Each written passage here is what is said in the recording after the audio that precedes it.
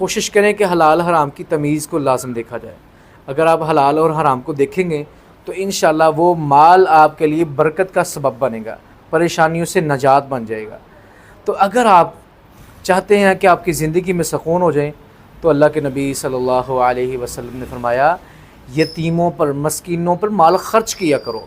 جس بندے نے یتیم کا، مسکین کا، غربا کا خیال کیا، ان کی کفالت کی، وہ قیامت کے دن ایسے کھڑا ہوگا میرے ساتھ یہ جیسے 2 انگلیاں ہیں.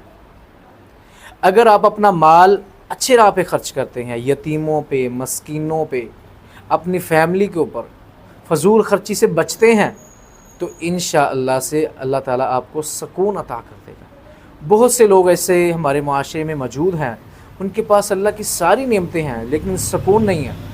سکون حاصل کرنا ہے تو ذکر الہی، صدقہ، یتیموں پہ مال خرچ کریں،